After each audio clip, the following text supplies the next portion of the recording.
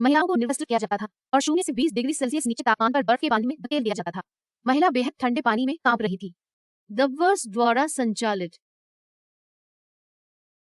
इस उपचार को हाइड्रोथेरेपी कहा जाता है।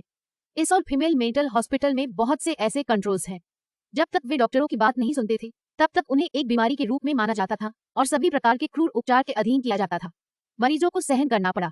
उस दिन तक मानसिक अस्पताल में एक नई मरीज यूजीनी आ गई। यूजीनी एक अरिस्टोक्रेट के रूप में पैदा हुई थी, लेकिन उसे अस्पताल भेजा गया क्योंकि वह मृतकों को सुन और देख सकती थी।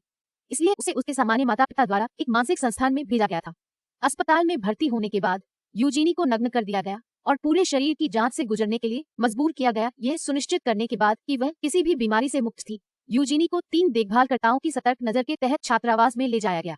भाग्य से यूजीनी बहुत ही अनुकूल है। वह जल्द ही यहाँ के जीवन के अनुकूल हो गया। दबवर्स द्वारा संचालित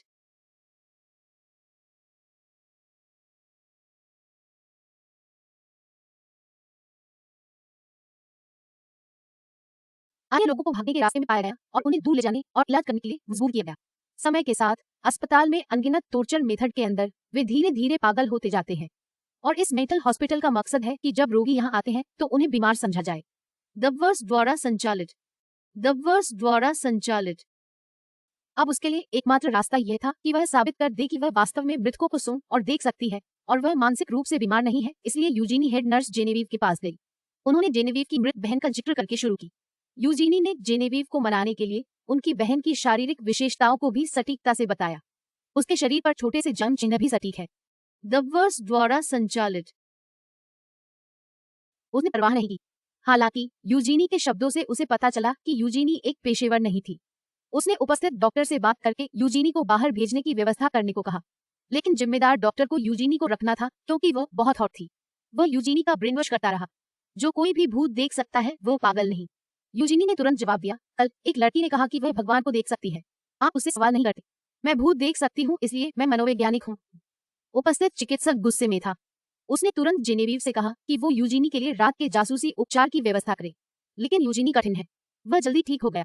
छात्रावास में वापस आते ही लुइस यूजीनी के बगल में बिस्तर पर सोते हुए उसके साथ थोड़ा भटकी, लेकिन अगले दिन उसे अमीरों के लिए प्रदर्शन करने के लिए जबरन ले जाया गया। लुइस सम्मोहित हो गया था। हिप्नोटिस्ट की आज्ञा के तहत उसने धीरे धीरे अपने हाथों को अपने पेट से अपने होठों तक उठाया।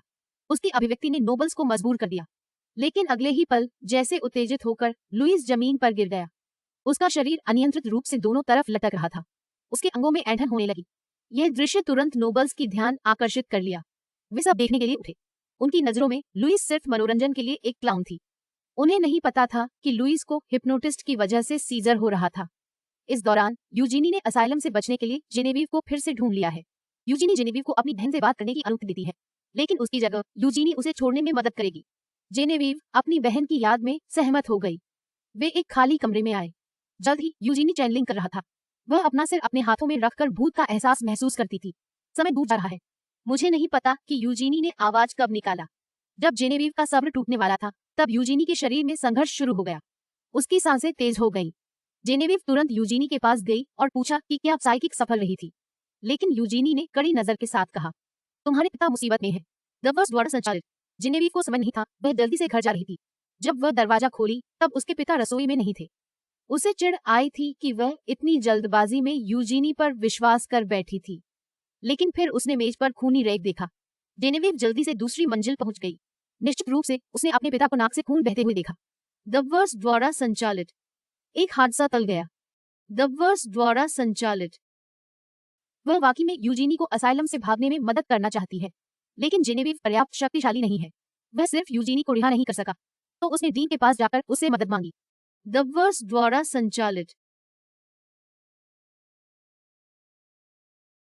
पता चला कि जब जेनेविव गई तब यूजीनी का सिर्फ मेडिकल चेकअप होने वाला था, लेकिन उसे पता चला कि सम्मोहन के कारण लुइस कमर से नीचे लकवा हो गई थी। दबवर्स द्वारा संचालित दबवर्स द्वारा संचालित यूजीनी को ईथर के साथ नशीली दवा दिए जाने के बाद उसे अधिक क्रूर उपचार से गुजरने के लिए मजबूर किया गया था। इसे ग्रहण चिकित्सा कहा जाता है। सोलर एक्लिप्स थेरेपी में रोगियों को एक सीक्रेट कमरे में बंद किया जाता है जिसमें छतरी होती है। छत का छिद्र दिन में कुछ ही मिनटों के लिए खुलता है। यह यूजीनी के लिए ज्यादा दर्दनाक है क्योंकि वह भूतों को देख सकती है।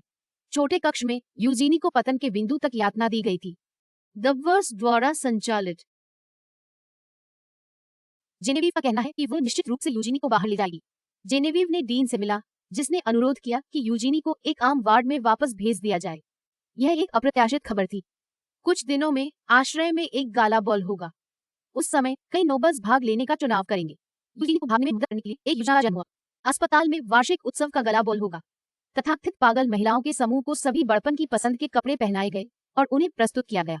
महिलाएं शराब बहुत पीने के बाद धीरे धीरे नशे में आ गई। रईसों ने उन्हें परेशान करना शुरू कर दिया। कुछ लोगों ने लुइस को पकड़ा लिया, जो हेमिप्लेजिक थी, क्योंकि वे महिलाओं को पसंद करते हैं जो उनकी बात मानती हैं। दुर्भाग्य से एक महिला रोगी संवेदनशील थी। लुइस गायब होने के बाद उसने तुरंत अपने मरीजों के साथ कमरे में घुसकर उनसे मदद मांगी और उनकी आवाज से लुइस को बचाया। उन्होंने अभिजात वर्ग को भी पीटा। यूजीनी भी नृत्य का उपयोग करके लूनी बिन से भागने की कोशिश कर रही है। जेनेविव की मदद से यूजीनी अपने भाई से मिलती है। वह उत्साहित थी, लेकिन उसका बाहरी रूप शांत दिखा। थोड़ी दूरी पर एक केयर वर्कर उसे घूर रहा था। भाग्य से यूजीनी को एक मौका मिल गया। नर्स की बातचीत के दौरान वह भीड़ में घुस गई। उसने जेनेविव की सहायता से एक खाली कमरे तक रास्ता बनाया। आरामदायक कपड़ों में बदलने के बाद यूजीनी और उसके भाई ने जेनेविव के पीछे से भागने का पीछा किया। उन्होंने इंतजाम की हुई कार बाहर इंतजार कर रही थी। जब वे जाने को थे, तभी नर्स ने ध्यान दिया कि यूजीनी गायब हो गई है। वह केयरटेकर्स को यूजीनी का पीछा करने चली। अंत में जेनेविव ने रहने का फैसला किया।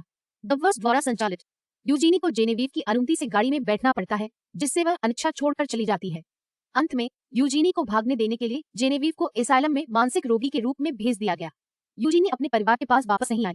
वह समुद्र के किनारे अकेले रहने चली गई। उसके बाद के सालों में वह जेनेविव को लिखती रहेगी और उससे अपने जीवन के कुछ पलों को शेयर करेगी। पत्र प्राप्त करने वाली जेनेविव यूजीनी के पीछे समुद्र तट पर जा रही है। वह आध्यात्मिक रूप से स्वतंत्र थी।